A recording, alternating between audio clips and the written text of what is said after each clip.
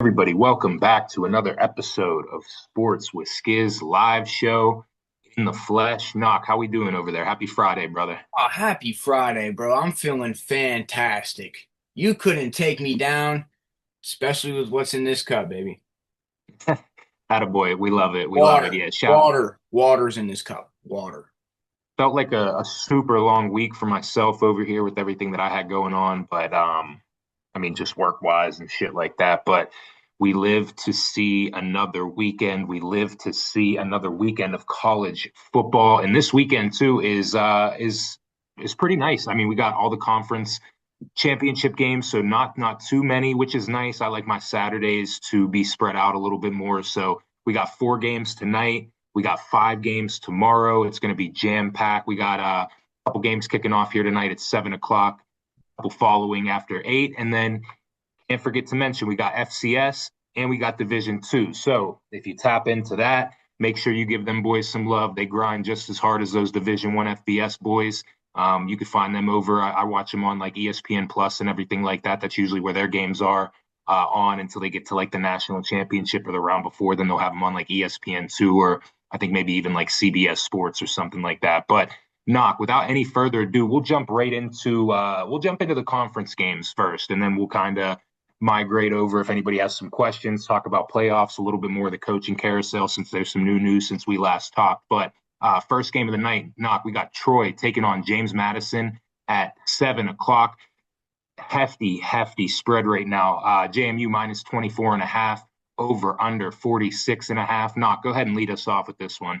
Yeah, I mean, it is a hefty spread, and James Madison is the much better team, the much better program. I feel kind of stupid. I was arguing with a buddy of mine, Dion, the other day, and JMU is so good, and they have been so good since they became a Division 1 program, an FBS school. It'll almost make you feel like they've been around for a lot longer than 2022. It really, really honestly will. I do remember vividly, a little throwback, college football, '05 with Larry Fitzgerald on the cover. I Mm-hmm. could run with James Madison. And I was arguing with him, and I tell you what, I could have swore up and down, Mike, and guys clown me for this. I really was thinking James Madison has been around since like Appalachian State has been around. So, the Dukes, they just do everything right. Troy, look, they're 8-4. They played well versus Clemson. James Madison's won 10 straight. They've got a dominant offense. I'm still going to take Troy to cover. James Madison, again, 10 game win streak because they're dominant. However, Troy played well versus Clemson, 23 and a half in a conference championship game. Give me Troy to cover. Let me see Troy make it a ball game, Mike. Yeah, I see where you're coming from, Knock, and it makes sense. It does feel like they've been around for so long, even whenever they were in the FCS D1 AA. Uh, they were playing the likes of Virginia Tech and beating teams like that as well too. So it does seem like they've been around for a while. Before they made that leap up to Division 1, they were winning national championships against Youngstown State, things of that nature there too. So this game is interesting.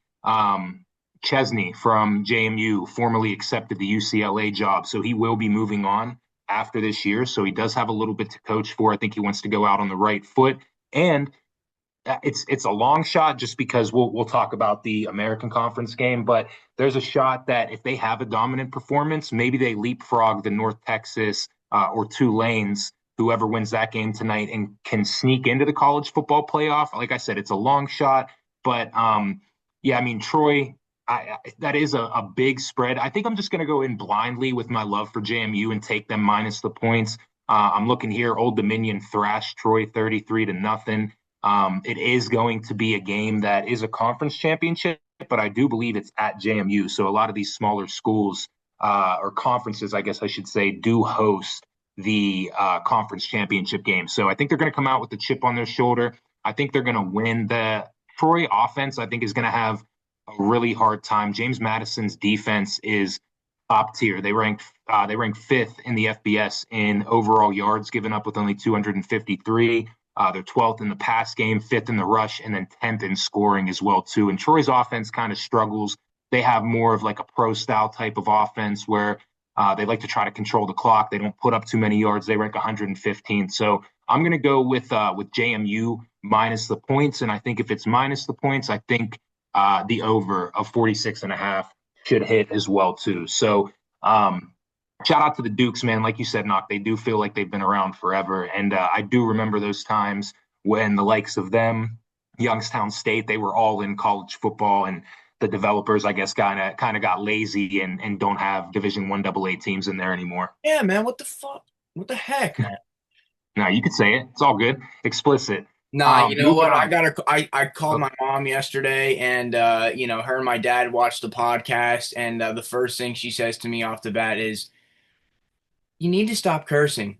So I figured I'm gonna try, but cut loose when it's absolutely necessary for sure.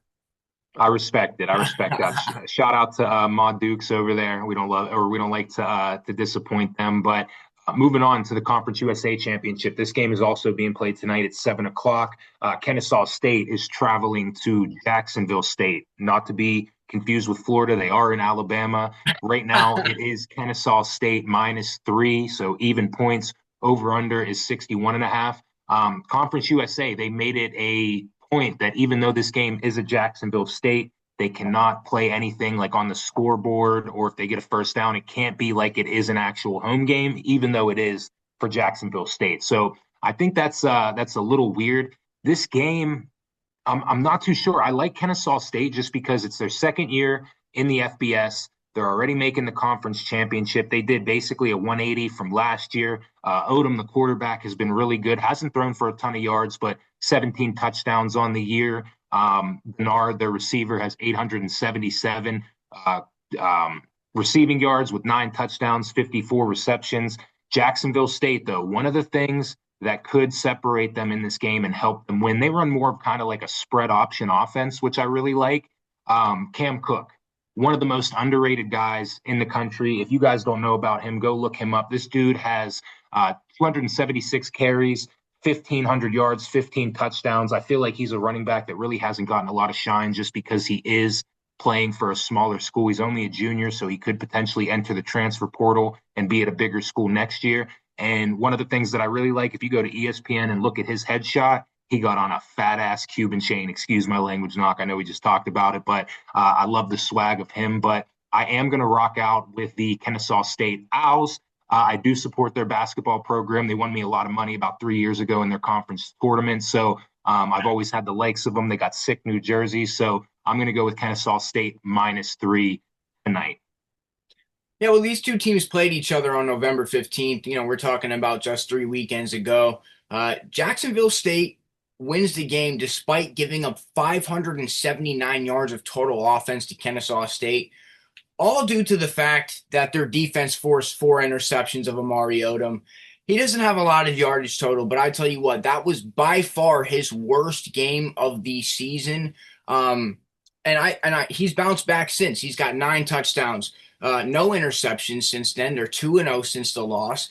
Kennesaw State gets an opportunity at redemption here, Mike. One of 3 games this weekend, redemption, revenge games, whatever you want to call them. They go into Emphas Stadium, and they're going to get a chance to try it again. It's hard to beat a team twice. It is. We know that about football. In the NFL, it's hard to beat a team 3 times. It's a little easier to beat a team twice than it is 3 times, obviously. Listen, Cam Cook, there's nothing more you can say about him. We're 1,575 yards on the ground, 1,600, whatever, 15 rushing touchdowns. But I got to be honest, and I'll be square about it. Kennesaw State in a revenge game. They've seen Jacksonville State twice. I just don't see 4 interceptions coming from Amari Odom. And yeah, you know what? It's a toss-up game. I think, what's the spread? 2.5 or 1.5? Three. 3. It's a Okay, so three jump to from 3. what I saw. Yeah. Okay. So you know what? I'll still take Kennesaw State. I think they're a well-coached program, and I think without Cam Cook, I truthfully don't know if Jacksonville has enough. Jacksonville State. Yeah, I like the revenge game as well too. You mentioned about Kennesaw State's coaching, Jerry Mack. Shout out to him. He's done a phenomenal job there. His name is being tossed around as well too for that Memphis opening. So he could want to propel that resume and get that Conference USA championship in just their second year, like I said. And he's actually from Memphis, Tennessee. So that would be cool for him going back to his hometown and leading that university. I think he could do a really, really good job there. Obviously, they're a little bit more invested with their football program than Kennesaw State, just with alumni, them being decent over the past few years. So watch out for Jerry Mack. Moving on, Knock, two teams that I feel like we talked about a lot this year. North Texas playing against Tulane, the Green Wave, in the American Championship at 8 o'clock. Right now, it is North Texas -1.5. Over under is 67.5.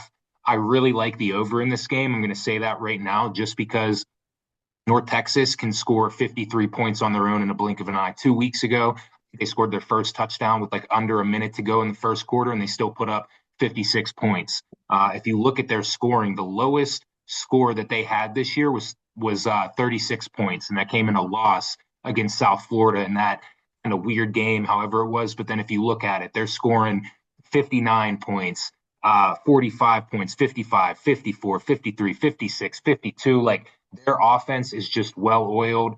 Their head coach is obviously moving on to Oklahoma State. They're probably going to be losing some players in the portal, including their standout true freshman quarterback as well too. So I think they have a lot to play for. And again, this basically is winner gets a spot in the college football playoff in the group of four teams. So I really, really like this game. I do like North Texas minus the points as well too, but Tulane is another team that's very good. Their coach is also moving on to Florida. We talked about it earlier this week, so he has a lot to coach for, and they have a lot to play for. So give me the mean green.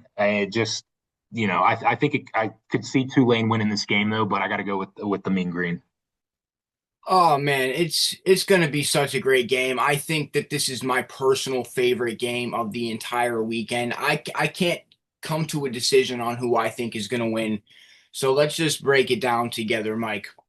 We're talking about a high-powered offense in North Texas, a more balanced offense, yet very efficient in Tulane.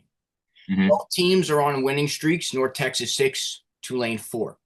Both teams boast excellent offensive lines. North Texas, if their offensive line wasn't good, they wouldn't be able to score as many points as they are. Some would say Tulane has a top 10 offensive line in the country. Both of their head coaches, John Sumrall, Eric Norris, you stated earlier, Trent will be, on to new and greener pastures after the season. Why North Texas can win? Their passing game, straight out of a video game on rookie mode. We know what Drew Mestamaker and the offense can do, but everybody talks about their passing game, I want to talk about the ground and pound. I want to talk about the rushing attack. Caleb Hawkins, he's a freshman. We've talked about him, but I can't stop talking about him. I'm in love with this kid. 6.3 yards per carry. Listen, they're on the road at Tulane. If North Texas can find a way to establish a running game for themselves and do what Tulane ultimately wants to do, which is run the clock and keep the ball away from such a high-powered offense, I think North Texas can absolutely win this game. Let's talk about Mestamaker for a moment. 3,800 yards, 29 touchdowns, 4 picks. He's fantastic. Doesn't have a lot of rushing yards, doesn't run a lot, but in the red zone at the goal line, he's got 5 scores.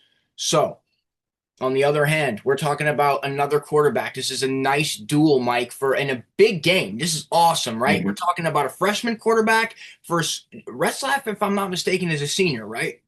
Yeah, he's a graduate. Love it. He's a grad student. Technically a walk-on. On the other side, 2,700 yards, only 14 touchdowns, 6 interceptions. Maybe slight inconsistencies, but overall, he's pretty solid, and they have a very balanced offense because Tulane has over 2,000 yards rushing as a team collectively. 23 rushing touchdowns for Tulane's offense, Mike. Caleb Hawkins for North Texas has 23 touchdowns by himself. That's ridiculous, okay? North Texas puts up so many points. It's uncanny. Listen, this kid's last 4 games, 4 touchdowns, 5 touchdowns, 3 touchdowns, 3 touchdowns. Unbelievable. This is not just a passing team. So if North Texas can develop a running game, they can win this. Now, Tulane's home. Tulane has had the much tougher schedule. Tulane beat Duke. Whoa. Duke is in the ACC championship game, Mike. And Ooh, whether you like it or not, it's got to account for something, okay? This is tough. My heart, it says North Texas. My brain says Tulane. I'm going to take Tulane nervously for one reason: the seniority of the quarterback position and Jake Retzlaff. Mestamaker has yet to really have a poor game. I think that when they played South Florida, um, other than that, I gotta take the seniority. So we're gonna ride with Tulane money line. But just understand this, guys. Whoever's listening to this, I love North Texas. I'm actively rooting for them to win, but I'm giving you my more logical choice, Tulane. I respect it. I respect it. Yeah, I probably will hammer that over. Not going to lie to you, just with North Texas and me backing them. It's crazy. Caleb Hawkins has six less touchdowns on the year than Drew Mestamaker. So that just goes to show you how well balanced they are, even though it seems like they throw the shit out of the ball. With Drew Mestamaker being a true freshman, is a chance to eclipse, and he probably will eclipse 4,000 yards on the year after this game. He's sitting about 3,800, just a little bit over. So it's going to be interesting. This is definitely my favorite game of the night as well, too. Moving on to the last game of the night, we got the UNLV Rebels taking on Boise State, rematch of last year's Mountain West Conference. So right now it is Boise State -5.5, over under 59.5. We don't got to spend too much time on this. The Mountain West has kind of been a little bit of a disappointment to me this year. Just I guess with Boise State being down, UNLV has had a great season. They're 10-2 right now.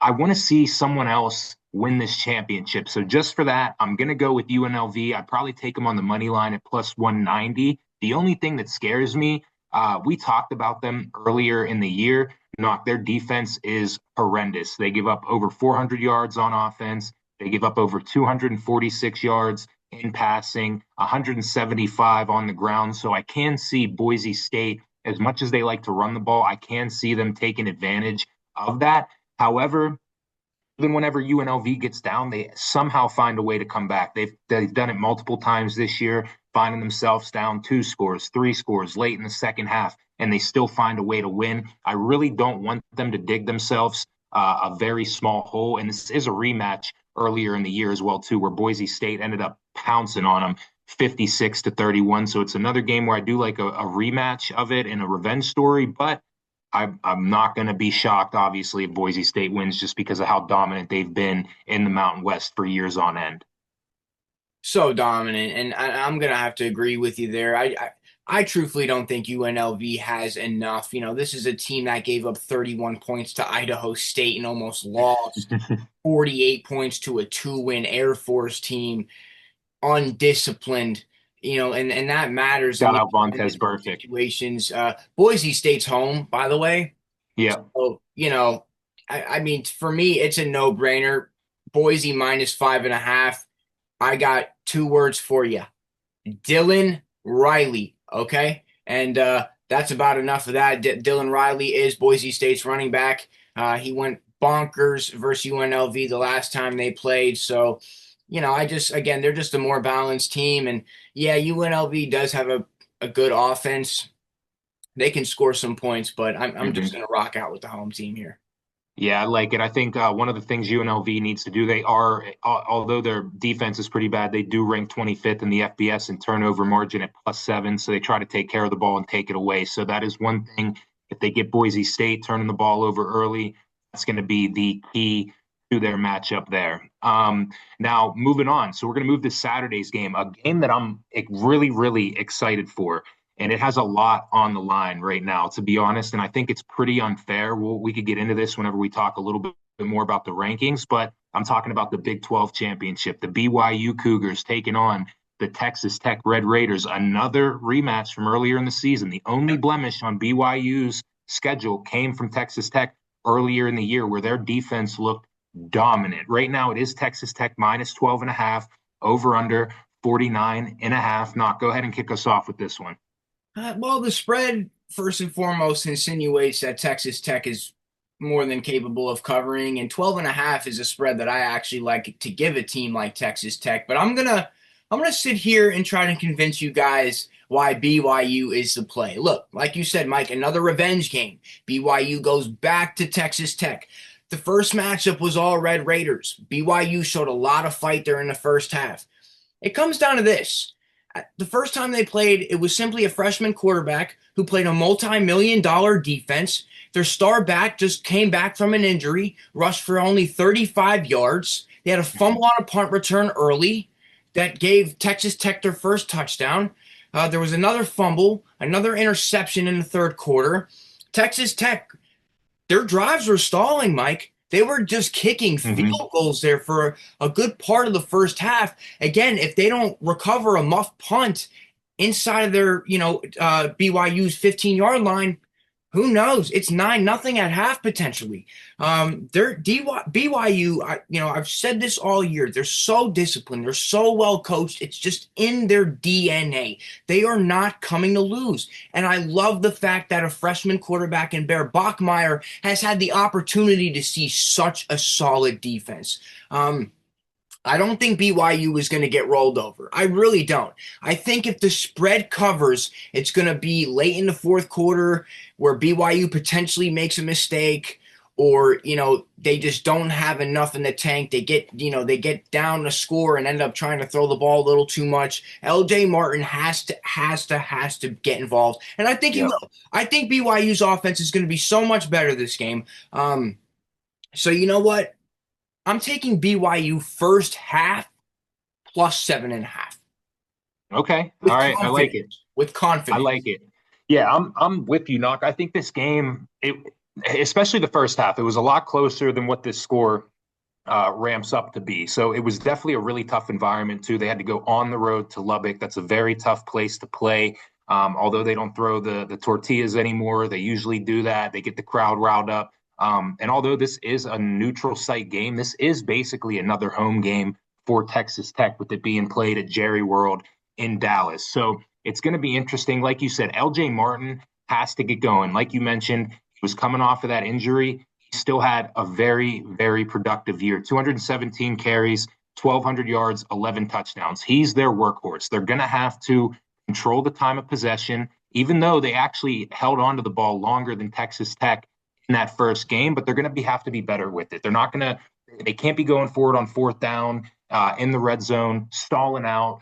Three turnovers just can't happen. This Texas Tech defense is so good. One mistake, they'll make you pay for it. Jacob Rodriguez, I think, should be in the Heisman running, although this is basically just a quarterback award right now, so he's not going to, but he has been phenomenal. He is the guy on that defense that they look to when they need a play to be made. He's going to be there to do it. And again, shout out to his wife. Even though he's a badass, she is badder. She is in the Army. She is a helicopter pilot. Like, she is a true badass. Bachmeier, he's gonna have to bounce back. 23 of 38 for only 188 yards, not going to cut it. So I'm kind of with you on this, Knock. I do think BYU has a lot to play for. Obviously, they got the buy-in from their coach coming back, signing that huge contract. I just found out the CEO of Crumble is from the BYU area, so he's the one that basically helped to get him stay. And I think if they win this game, he's going to propel more NIL money into this team and into this roster for them to be fierce competitors for years to come. The one thing that sucks is, even if BYU keeps it close and they lose, I feel like they're still going to get kind of shafted and kicked out of the playoff ranking. So I think that they're going to have that to play for as well too. So even though the spread is very high, and trust me, Knock, you know it. If people are new here, I love Texas Tech. I've given them multiple shout outs. There's just something about their color scheme. Jacob Rodriguez, I'm a big fan, but I am going to lean towards BYU plus the 12.5.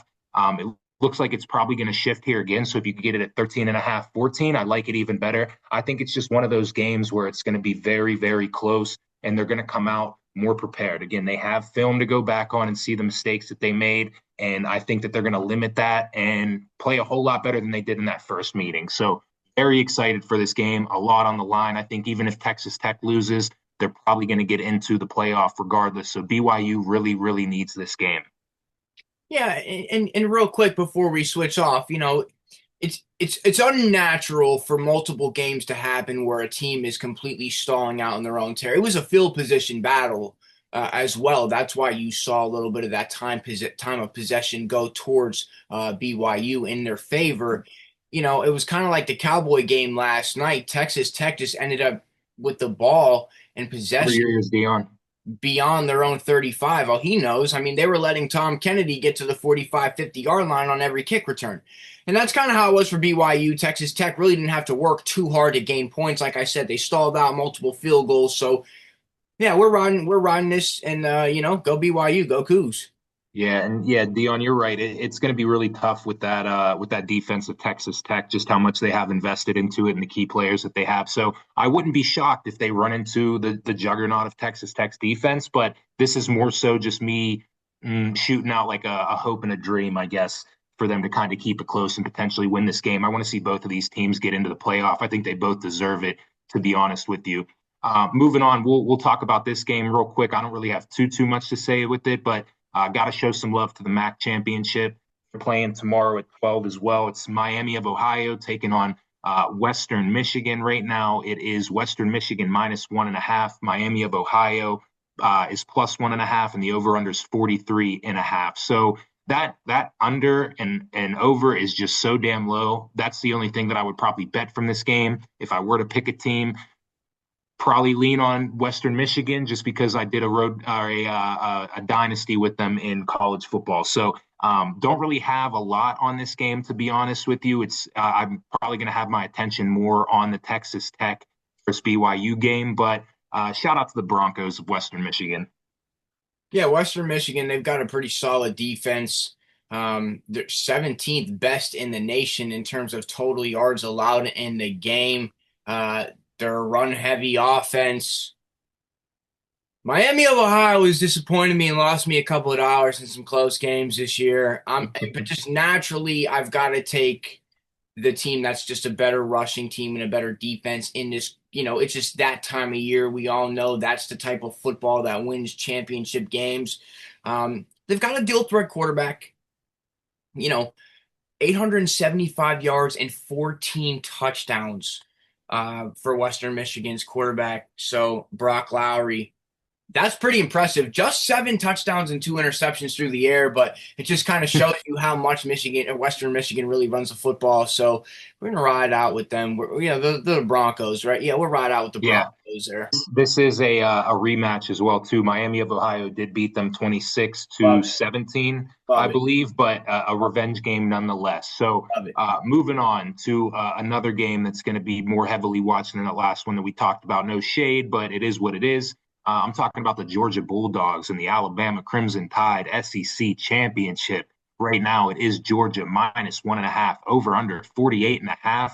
Can Kirby Smart get over his demons and beat Alabama? No matter how good they are, it's like they always run into something about the Tide, and he just cannot get over it. Both of these teams, Knock, are coming off of pretty much lackluster performances from the week prior, with Alabama barely escaping Auburn, and then Georgia just not really doing much on offense to get past Georgia Tech. Their defense looked phenomenal. If that defense comes out and plays the way that it did last week, then Alabama might be in a little bit of trouble just because although Bam Miller, I believe, had a really at least good start to the game last week, they have pretty much struggled, or Jam Miller, excuse me, have struggled to establish the run. I'm looking at his stats right now: 123 carries, 493 yards on the ground, just 3 touchdowns. They put a lot of pressure on Ty Simpson, even though he has grown since that Florida State loss. I mean, he has 25 touchdowns, 4 interceptions. It's going to be interesting to see how Gunnar Stockton also bounces back. I believe he only threw for 77 yards last week. So I'm up in the air with this one, Knock. I really don't know which way I'm leaning. I think if I just because I've been on the revenge tour game, if I had to pick a side, I'd probably lean Georgia -1.5. This is basically a home game for them as well, too, with it being played at Mercedes-Benz. Oh, another great matchup. These two Go teams. Bulldog. These two teams have always come to play and show out against each other, man. And I stated it earlier in the week, Mike, that Georgia kind of skated versus Georgia Tech. I'm not really concerned about how well or unwell or not well they didn't play. I think they were looking forward to this game specifically. Here's my thing about it. This is why it's a toss up for me. I think Georgia is better all around. I think Georgia is a better team. I think in a game like this, they have a dual threat quarterback who can put his body on the line, who can still throw for a buck 75, 215 yards passing, 2 touchdowns, but also rush for 2 touchdowns as well. Um, Mhm. you know, I'm sorry, I'm drawing a little bit of a blank here, but yeah, no, I like Georgia for the most part in this game, but if Alabama loses, they're done. If You Georgia think? loses, I think so. I think if What Alabama, about it? What about if it's close? What about if it's close? if it's a, I think straight up, if Alabama loses, there's a potential shot that they don't make it into the college football playoff. Which we'll get into because I got a lot to say about this. But go ahead. However, Georgia, on the other hand, they can very well see Alabama again in the college football playoff if they lose this game. Kirby Smart has lost his last 3 games versus the Crimson Tide. Um, Again, I think Georgia's the better overall team on every measure. I think Alabama's defense is awesome, but I think Georgia's defense is really good too. I think Georgia has wide receivers like Zachariah Branch that can match with Bama's wide receivers, and they can run the shit out of the football. I'm taking Georgia on the money line here because I agree with you, Mike, in the fact that Kirby Smart needs to get over that hump. Mhm. Can't really like. Don't take any chances, but they're undefeated. They're due for a loss. Bama is their kryptonite. And I could see Bama at plus money winning this game. I'm rooting Georgia. I'm taking Georgia on the money line. I respect it. I respect it. What did Dion say here? I'm unimpressed with Georgia right now. Bama can't lose or they're out, but I'm not a fan of Agreed. their quarterback when the lights come on. Yeah, I could understand that. Ty does have the ups and downs of that. If that's who you're talking about, I mean, both of these quarterbacks, I feel like as of late, are kind of a little bit shaky. Yeah, Knock, you're right. I think Georgia has the better team all around. So we shall see how that game goes. I think the best game of the weekend, or the one that I'm most looking forward to, is going to be the Big Ten championship. Indiana Hoosiers taking on Ohio State. Both teams undefeated. Both teams have solidified their spot in the college football playoff. And I think if this game's close, no matter who loses, I think both of these teams still have a shot to get a bye as well too. So we'll see how that goes. Right now, it is Ohio State -4, Indiana +4. Knock, go ahead and lead us off with this one. Everything about what I stand for as a man and as a football fan will tell you that I'm going to take Indiana. And why not? Like you have to if you don't like Ohio State, if you're not an Ohio State Buckeye fan, if you don't have a lot of money riding on the Buckeyes, you're rooting for Indiana. The humanity of it all makes you want to root for Indiana. That's what makes us human is that we want to root for Indiana. They are the underdog. I don't care what anybody says. I don't care what the spread says because in my opinion, they're a massive underdog. Listen, Ohio State hasn't played anybody this year. They really haven't. Cupcake of a schedule. At least Indiana can say, "Hey, we destroyed a ranked Illinois team. We walked into Oregon and won. We Iowa was hot. That's not going to be an easy game. We went on the road there and won two in a tight ball game. So they're not just blowing teams out. They know how to win close." Man, I tell you what, I just don't think that they have enough to play with Ohio State. We are talking about a team that has five, but some might say five of the five best players in all of college football. I'm going to say five of the 10 best players in college football in Ohio State. Now, my buddy was saying it to me. Dion said it to me the other night. They never really play a tough schedule, but they always dismantle teams and always find a way to destroy when it matters most. They are so dominant. They just do it right. Ryan Day, man, he's got them on. I mean, they just have so much. I want to root for Indiana. Something about me says that Indiana can win. I just feel like a very vast majority of people are going to take Ohio State, Mike. I got to take Ohio State to cover. They have a great running game. Hmm. They have great receivers. I mean, these what can't these kids do? Julian Saint's a young quarterback, but my goodness, he just does it right. Ohio State, the only thing I will say in Indiana's favor, Ohio State has started off games slow. If Indiana can find a way to go up 10 by 10 points, 14 points early, make Ohio State freaking work for it, they got it.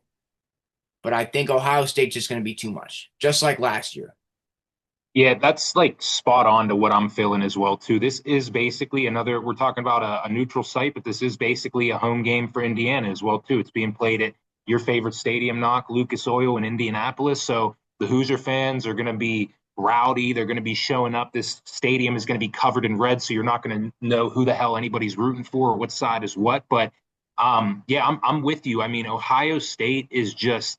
I get that they really haven't played anybody, but they're just so dominant. Their defense is so good. Julian Sayin is just becoming a stud quarterback before our eyes right now. Obviously, he does have two of the best wide receivers in college football, but some of the throws that he makes are just like it looks like he's been a starter for a couple of years. He started off a little bit slow in the season. They're finally taking the steps with him, something that I feel like Michigan missed on Bryce Underwood. They just kind of kept the leash on him and didn't let him, roam free. Now, on the other side, Indiana has a quarterback that has, years under his belt with Fernando Mendoza. He was getting Heisman, credibility earlier in the year. He might still be right now, 32 touchdowns to 5 interceptions compared to Julian Sayin. He's right behind him, 30 touchdowns to 5 interceptions as well. Bo Jackson has looked like the Bo Jackson that everybody knows and what we heard about growing up with 952 yards on the ground. He's become their workhorse. We do have Amarian Cooper Jr. for Indiana, and then you got Jeremiah Smith, you got Tate. It's just Indiana just has, Ohio State just has so many players. Their defense is phenomenal. They probably got two of the best defensive players. They got two of the best offensive players at the same position. So it's going to be very, very tough for Indiana. Like you said, if Ohio State starts off slow and Indiana can take advantage of it and jump on them early, there could be a time where, they might be able to control the clock a lot more. I think Roman Hemby has been really good in the run game for Indiana. So I want to see him make sure he gets involved and gets his touches as well, too, because you're not just going to be able to beat Ohio State in the air. You got to have a mix. Like their secondary is good. Their linebackers are good. Their front four is good. Like this team is indestructible. They're so much better than last year's team. And that's given last year's team even credit with winning the national championship and being able to do that. This team is just lights out. So I'll probably still be cheering for Indiana as well, too. Like you said, underdog story. I love Kurt Signetti. He's a local guy to us, coached in the PSAC. Shout out to the PSAC, IUP. But I will be leaning Ohio State -4.5. And I do believe if Ohio State wins this game, I think it's going to be a lot closer. I feel like I've given that out a lot, and it just bites me right in the ass. But I would like the under 47.5 if Ohio State wins this game as well, too. I think that they're just going to be – they would have to be dominant on defense and just stop this Indiana offense. I love Francisco Mendoza. I kind of love his person, his personality. He just kind of looks like he goes out there, has fun, and just plays football. And you love that. You love that. This is a neutral site. Indiana is technically the home team. I expect their fans to show up and show out. And again, my heart really wants me to take Indiana. I'm logical for the fans, for the people out there. If you do bet, whatever, 4.5 Ohio State, I would be very, very happy to see Indiana win this game.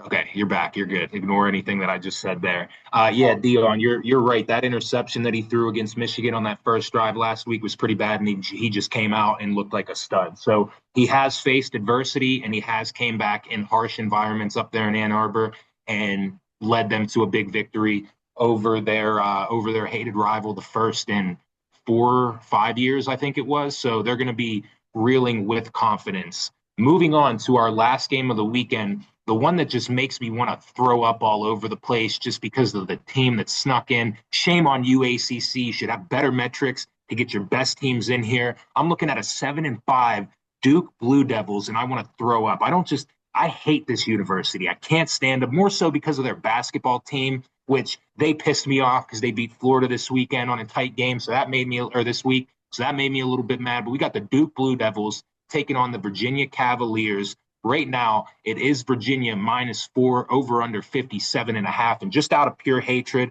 I'm taking Virginia -4 because Virginia, you look at me in my eyes when I say this. If you fucking lose and you fuck up this whole playoff thing, I'm going to be pissed, especially because you already should have two conference losses because you played NC State and somehow that's out of conference, which makes no fucking sense to me because they're both in the ACC. That's my 2 cents on this game. Don't Yeah. fuck this up, Virginia. That's insane. That is insane that they don't count that a conference game. Yeah, you know what? You know the kind of guy that I am, Mike. I'm looking for Duke to destroy and dismantle whatever is going on here, but it is hard. Virginia, Jamari Taylor, well over 100 yards and two scores in the previous matchup. Again, just a couple of weeks ago versus Duke, they won 34-17 outright. You'd think this is a game where Darian Mensah needs to drop his nuts, right? I mean, he's getting paid $8 million, all right, which he's played well this year. Just to lose to the team that he came from. Right.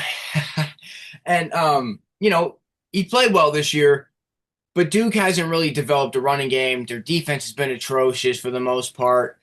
Neutral field in North Carolina, they'll play at Bank of America Stadium. That's where the Panthers play. So it's neutral field, but it's low-key home game for Duke.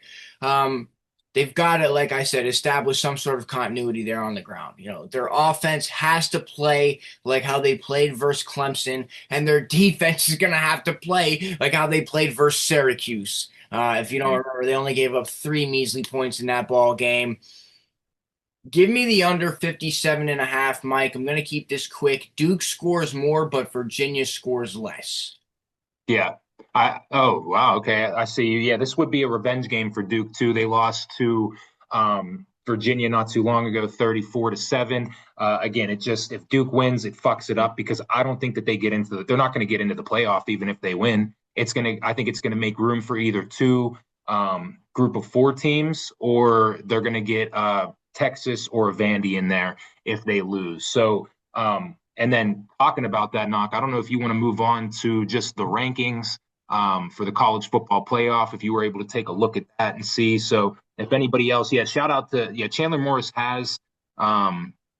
he has been playing very, very well. You saw it against Dio, not to throw shots at you again, but Florida State earlier in the year, a lot of perseverance. He threw 2 ugly interceptions, still led them back to defeat Florida State, who Florida State turned out to be, basically the same team that they were last year. But moving on, make sure you guys hop into this as well too. Pull up the rankings on your phone. Right now, I'm gonna go 1 through 12, looking at this playoff seeding. Now, right now it's Ohio State, Indiana, Georgia. Let me do this. Let me pull up the bracket. So right now, the 4 teams with byes, we got Ohio State, we got Indiana, we got Georgia, and Texas Tech.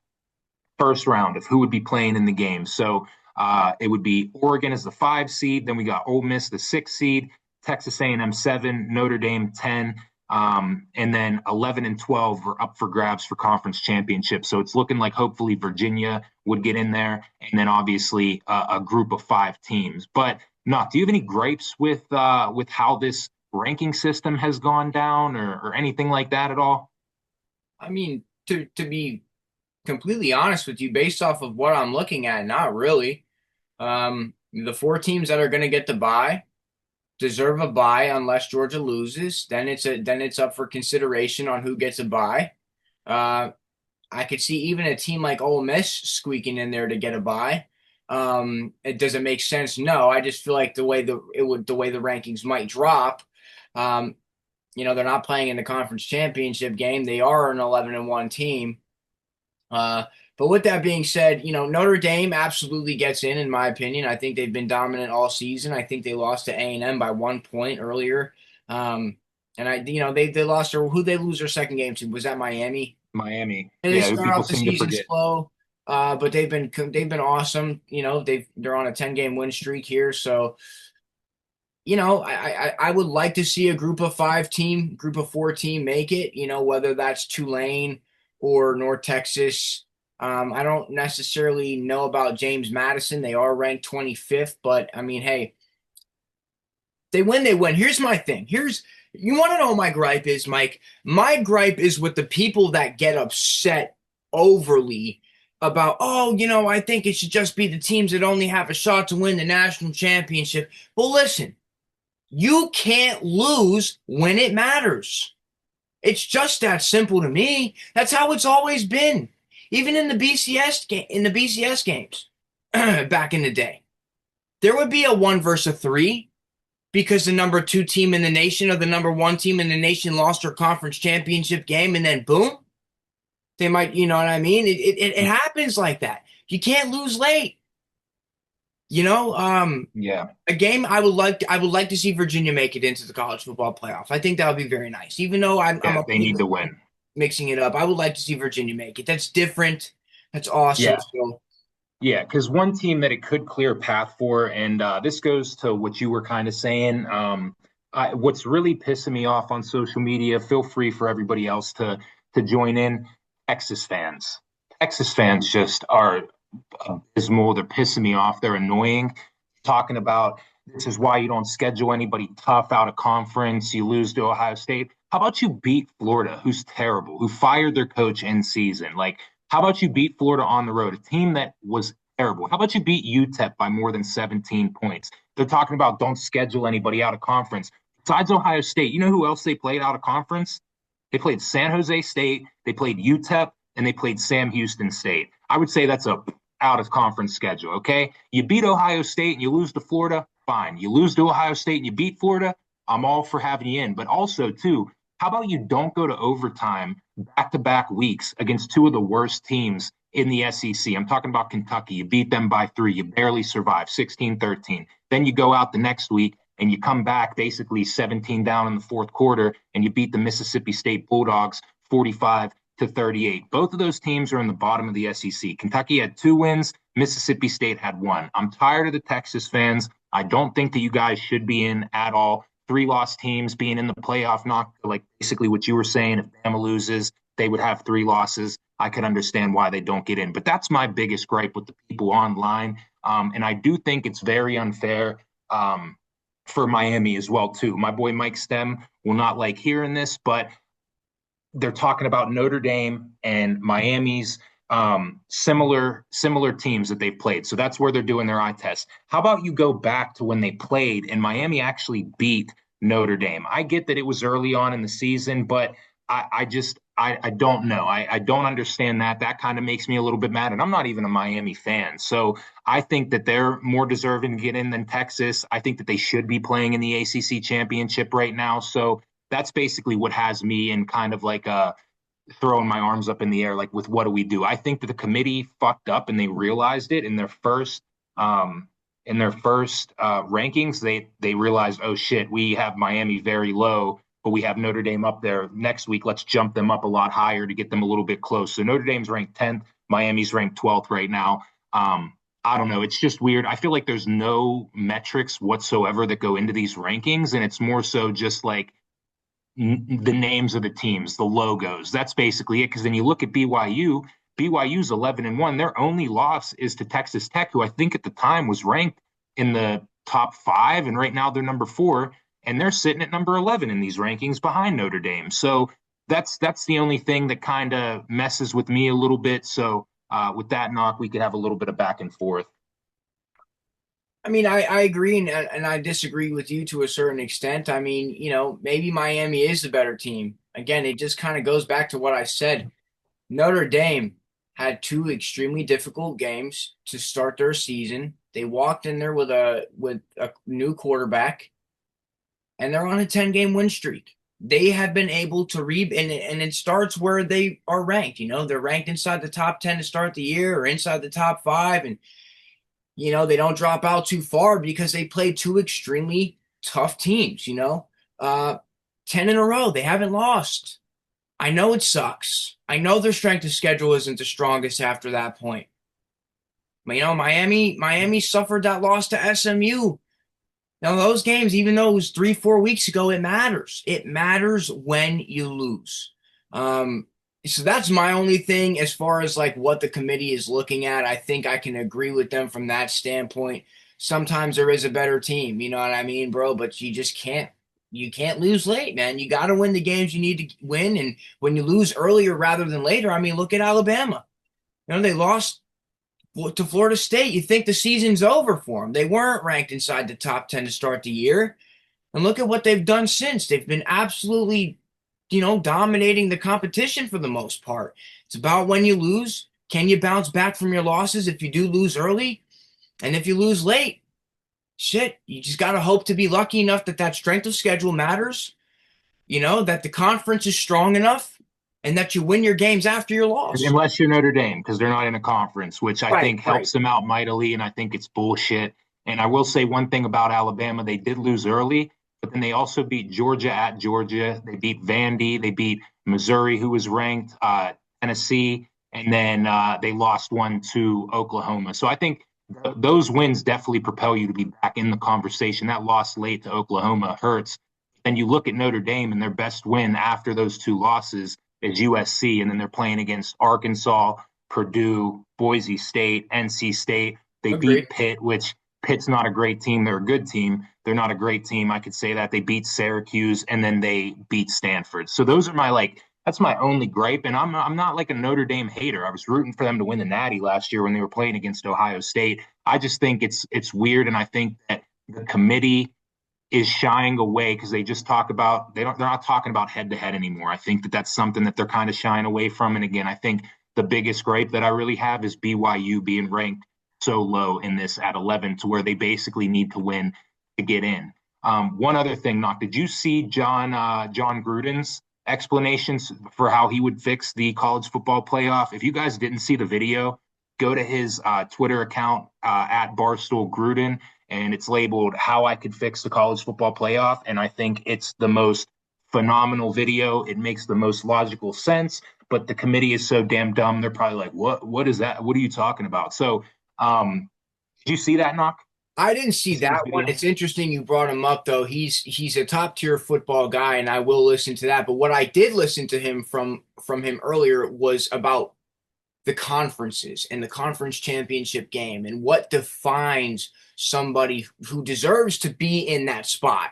It's really just about he's explaining how in the NFL you play your conference team twice. And I understand college Mm-hmm. is different. The schedule's shorter and whatnot. We get that. But there are times that's what makes the SEC so strong, right? There are times where Bama plays LSU and they'll play in a national championship. Forget a conference championship. They'll play in a national championship game. Mm-hmm. Alabama, Georgia, national championship game. But they can also play in conference championship games versus each other. It's what makes the SEC so great and so dominant is that these teams do play each other and they are very competitive, which is what is the ultimate determining factor as to why these teams are always winning at the end of the season. So yeah, I didn't hear that one specifically, but John Gruden is a smart football guy, and I just love what he does have to hear. So I'm excited to take a listen to that. Yeah. So and that's one of his points that he made. And what really gets me is just the conference realignment in football really is what's killing it as Yeah, well too. You got like the Big Ten with 20 18 teams. teams in it or Yeah, whatever, and then you got the SEC, same thing, and the ACC as well. So I think that they need to bring back like you could still have the SEC, but you need the East and the West or whatever it may be that you have there. But essentially, he was saying, and it's kind of my logic whenever I'm talking about the likes of like Alabama getting in and BYU getting in, even if they lose. So he basically went in to say how it's unfair that these teams are playing for their conference championship. And even if they lose, they could still get out while you have the likes of Ole Miss or Texas A&M who are going to be literally said they're fresh as a daisy and they don't have to worry about it. So it's almost like at this point, hey, if we could just win 10 or 11 games, lose some good ones close and not go to the conference championship, why don't we just do that? So essentially what he was saying is these other teams should not get a week off. They should be playing essentially in elimination games. So he proposed basically Oregon should be facing against JMU, which really wouldn't make sense because JMU is in their conference championship. But he said it again. Notre Dame should be playing against Miami in Las Vegas. Have them at neutral sites for a playing game. And then he went in to say, the other ones down there like Virginia or Vanderbilt, excuse me, should be playing against Texas A&M in Atlanta. So he said that the teams that are on the outskirts that are basically listed in as playoff teams should be playing in essentially a winner goes to the playoff and a loser goes home. So then that way you can reward the two teams that get to the final game in their conference championship and both of them make it. Now, do Love both it. of them get a bye? No, they don't need to. But it's great logic. And again, he goes in and he explains it a little bit better than what I'm saying here. So make sure you go take a look at it. But I saw that and I was like, holy shit, this dude is just a football guy. Like he has all the answers for all the problems that we have. And I think it would be perfect. And I think that is what we should do because I've thought about it even last year. Like some of these teams on the outside looking in, they don't have to play in the conference championship. They don't have anything to worry about. So I think that would be the best bet. And again, he said neutral sites, picking places like Las Vegas, Atlanta, Minnesota, like places with some nice stadiums, indoor domes if you need it as well too. So shout out to John Gruden. It was the perfect explanation on how they could try to fix the college football playoff. But again, I do not think the committee has a lot of logic. I feel like a lot of these people don't even watch some of the games. But who am I? I'm not on the committee, right? Yeah, I hear you there, man. I hear you there. It's bogus. You and I could definitely be on that committee with our eyes closed, without question. John Gruden's that guy. He needs to get back into coaching. Yeah, Or to be an absolutely. ambassador or something. He's got to do Make something. him the commissioner. Make him the Yeah. commissioner of college football. Yep. Something of that nature. So, Yep. moving on, Knock, we'll drop down a little bit just to give some love to some of these smaller schools. So we'll drop down to the FCS level. I am looking forward to some of these games. We got North Dakota State, the number one seed. They'll be taking on Illinois State, who knocked off the 16 seed. Southeastern Louisiana. I don't think Illinois State has a chance to win this game. I think North Dakota State has a very good shot to basically just walk into the championship for the FCS level. And then another game that I'm really looking forward to, Knock, even though we're nowhere close to this state, I'm a Montana State fan. They're taking on the Yale Bulldogs, who pulled off a miraculous upset. For those of you guys who didn't listen to our last episode, we broke down how Yale came back down 22 points, I believe it was, in the fourth quarter against Youngstown State to move on. So I'm hoping the Montana State Bearcats can escape with a win. I think they will. It is being played at their home stadium, so that should be a pretty good game there. I don't think it's going to be a good game at all, Mike. I think Montana State is going to absolutely blow the doors off of Yeah, these that's what cats. I'm hoping. Yale, Valiant. What a phenomenal comeback. Now they're down 21 points in the fourth quarter after being down. I mean, they were down 20 plus all game. Um, awesome. It's great. It's great for football. It's just, they can make a movie out of that. But they're going to go walk into Montana State and they are going to absolutely get destroyed. This is a team that averages 38 points per game and only allows 17. Okay. Yale came back, but there was a point in the fourth quarter where they forced a major, major fumble, which was a huge, huge swing and a massive turning point in the ball game. Montana State just doesn't make those kinds of mistakes, man. A resilient comeback by the Bulldogs, but Montana State absolutely destroys. I think it's a 2 touchdown plus victory. Yeah, I think so too. That's I don't think the Yale is going to be able to keep it close. Shout out to Justin Lamson. We've talked about him a lot. Montana State's quarterback, more of like a dual threat. The Stanford transfer found a home up there in Montana State. Two teams that I do like to potentially pull off the upsets this week. Number 11, South Dakota. They're traveling at number 6, Mercer. I think that they could pull off an upset. They're a very, very good team. Both of these teams that I'm going to talk about play against very tough opponents, the likes of South Dakota State, North Dakota State, stuff like that. And then the other team that I could see pulling an upset, and this team already pulled off one upset last week, if you want to call it that, beating Texas or Tennessee Tech, excuse me, on the road. They have to travel to another road game from North Dakota down to Tarleton State, who beat Army earlier this year. So they're going to have their hands full, but I could see North Dakota escaping that game with a win as well too. So I'm definitely going to be trying to tune into those two games as well, and watch them on Saturday. Two games that I like in specific. I want to keep it here in Pennsylvania. For those who don't know, we are Pennsylvania Cats. The Lehigh Mountain Hawks versus Villanova Wildcats. Those two teams are primarily basketball schools, more so Villanova, Lehigh. Shout out my boy CJ McCollum over there. Lehigh has upset Duke in the March Madness tournament before. Listen, Lehigh undefeated, Patriot League champions, but Villanova, they've got the experience in these games. Villanova also has Lehigh's number, 14-5 overall. Whenever these two teams play, and not just, I mean, but I will say this about Lehigh: they have a dominant rushing attack. Mm-hmm. Luke Yoder is a running back, 1,300 yards, 15 touchdowns on the ground, 7.1 yards a carry, Mike. He's a beast. 7.1 yards a carry. But kind of like our friend over there at Montana State, Villanova, they've got a quarterback named Pat McQuaid who's got 22 touchdowns and just 2 interceptions.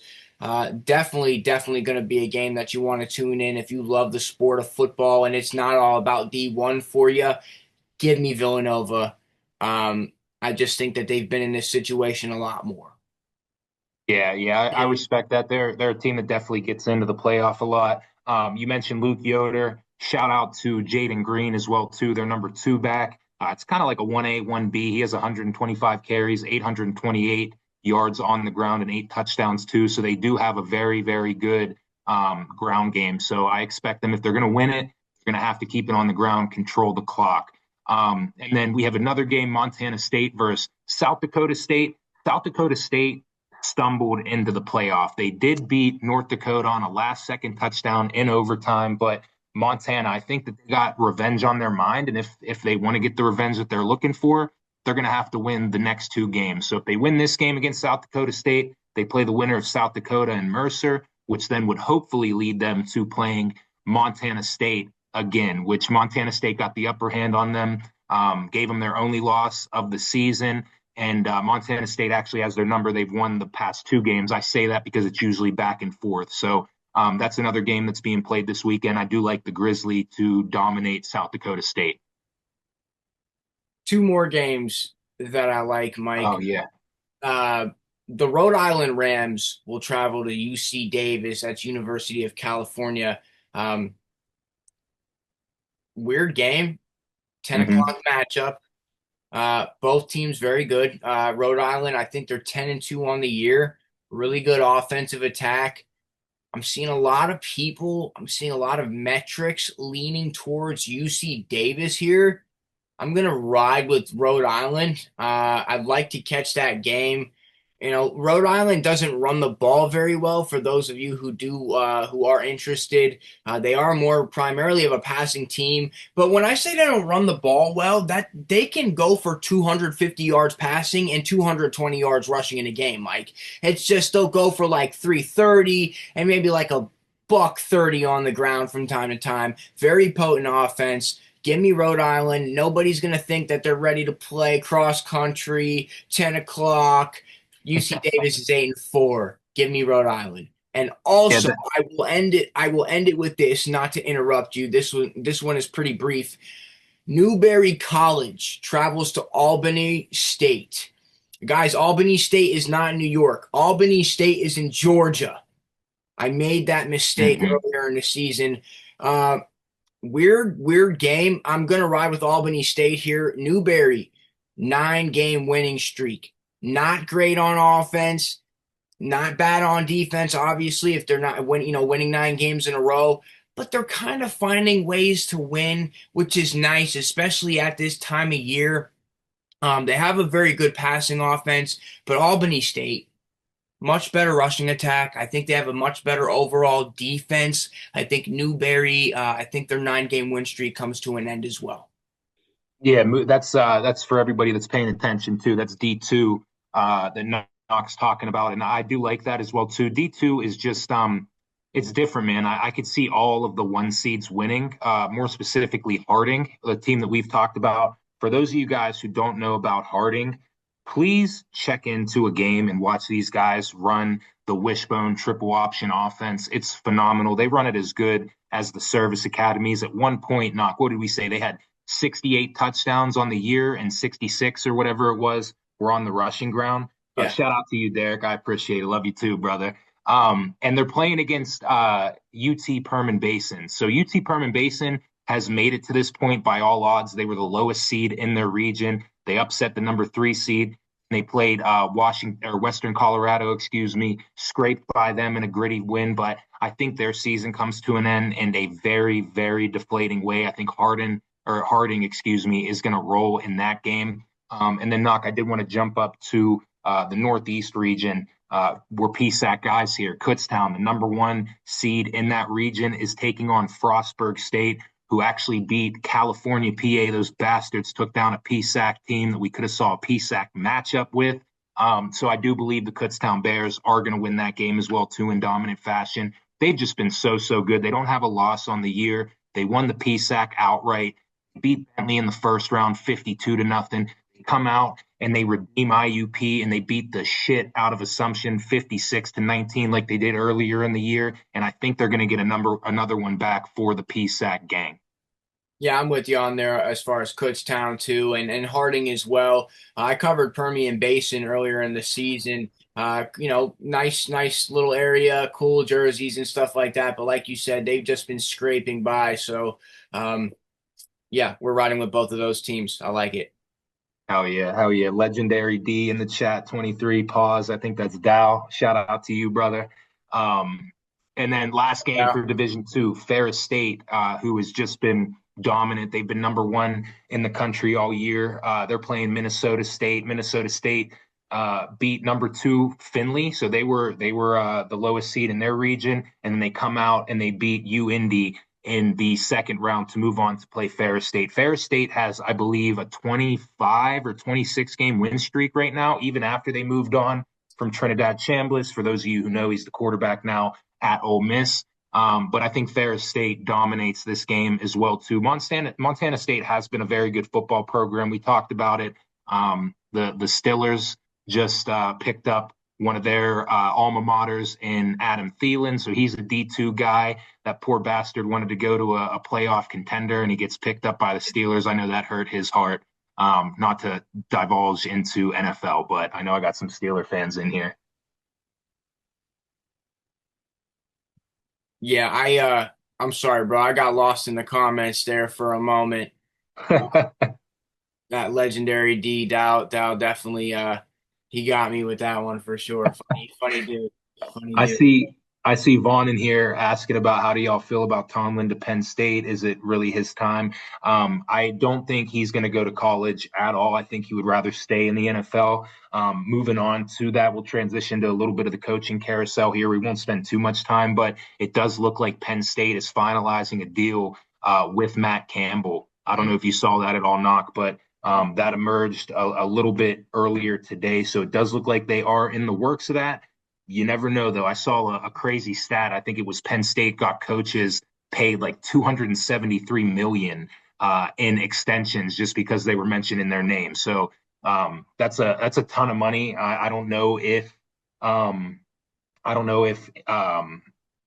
Iowa State has that money to come up with. Sorry, I just had a fucking brain fart of the century, but we shall see. You know, there's stranger things have happened.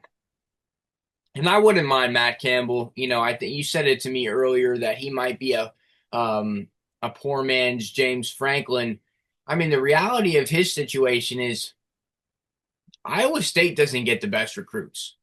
Iowa Right. State will put together a good football team. They'll upset some guys. They'll come up with some big wins. They play Iowa, so he plays a Big Ten team from time to time. But they've had guys go pro. So it shows me that this guy, he can develop. Mm-hmm. And we're in a moment in Penn State, in a time for Penn State right now, where they might not be getting the 5-star recruits, the high-end 4-star recruits. So they're going to need a guy who knows how to will a team to victory. Penn State is more of a rush dominant program, more so, than they've always been more of a run heavy team. with a solid defense, which is Matt Campbell's background. So I mean, I think it's a good fit, to be honest with you. I'm not gonna shame him or talk any shit yet. We'll see how it goes, and that'll be that. Yeah, it'll be interesting. I saw an account that tweeted out. I thought it was funny. Again, I could see him going to Penn State and having success just with how well he's done. Like you said at Iowa State, they really don't have the resources that Penn State has. But I did see James Franklin and Matt Campbell versus top 25 teams. James Franklin 15 and 28, Matt Campbell 16 and 27. So a little bit of an improvement there in the regards of that. He will have an uphill battle though for their recruiting class.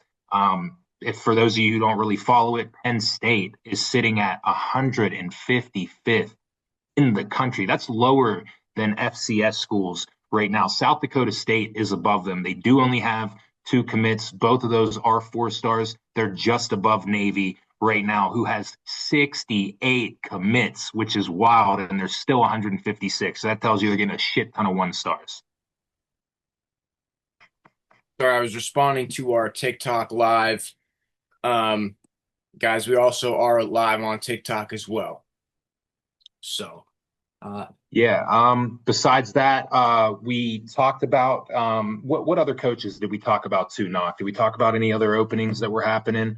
I think Willie Stein is moving on from Oregon. He's going to Kentucky, which that's a big deal for Kentucky. We'll see how they go. They've kind of had a big fall from grace and moved on from their coach there and hired Will Stein. So I know a lot of fans were looking forward to maybe hiring him, which it came to fruition. yeah, I mean, Alabama's offensive coordinator going to Oregon State. We just might have briefly touched on that, but Hmm. he seems like he's locked in and ready to go based off of his press conference that I was watching earlier. He's a gritty guy, so Hmm. hopefully he can reestablish. I don't even know if you want to call it reestablish, but establish some sort of program over there. The sister school of Oregon. Yes, absolutely. And to talk about a couple more here, Colin Klein did get the head coaching job at Kansas State, so he'll be taking over Nice, there. nice. Yeah. Tosh Lapoy got the Cal job as well too, so Oh, okay. he's the defensive coordinator at Oregon. So they lose both coordinators. It looks like James Madison is finalizing or did finalize the deal with Billy Napier, so he goes back to the Sun Belt. For those who follow, he was at Louisiana, the Raging Cajuns for a little bit there, and then Oregon did lose their OC as well too, Brian Hartline. He's going to South Florida, Yep. which I think that is a pretty good hire for them. Bear with me here. Neil Brown is back in coaching as a head coach. He's going to North Texas, so he's taken up there. We talked about Willie Stein. We talked about Bob Chesney going to UCLA. Pat Fitzgerald, I think, is a great hire for Michigan State. See if he could turn around the Sparties. Obviously, Lane Kiffin going to LSU. Pete Golden getting the promotion to Ole Miss, and then Florida with John Summerall, Auburn with Alec Golsh, Arkansas with Ryan Silverfield, Stanford with Tiava Pritchard.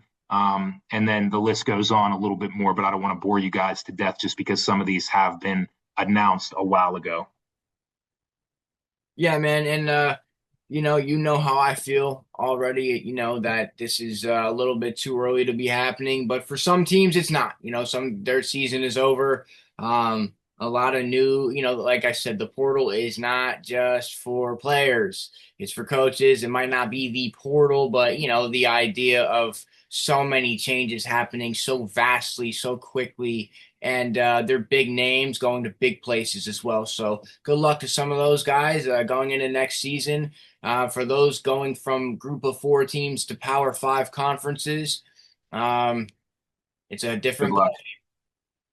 Yeah, yeah, good luck for sure. But yeah, I think that just about does it for the show today.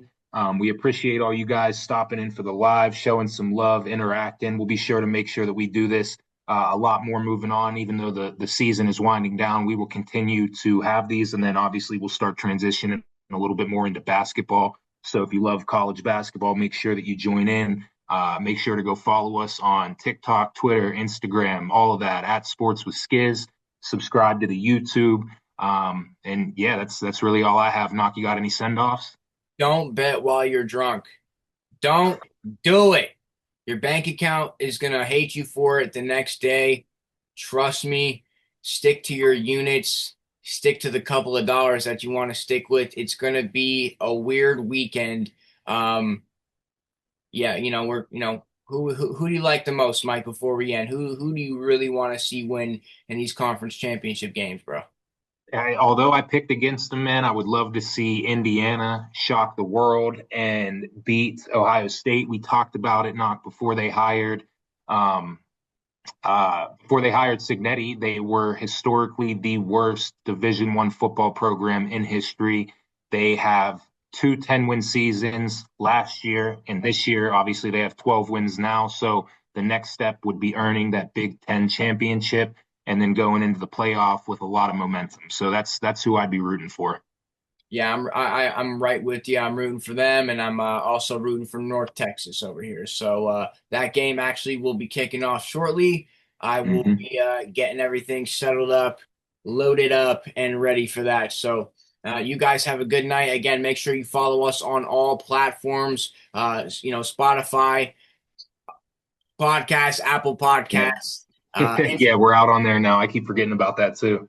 right, Instagram, TikTok, Facebook Reels, YouTube, obviously. So you guys have a blessed night. Yeah. We'll see you later.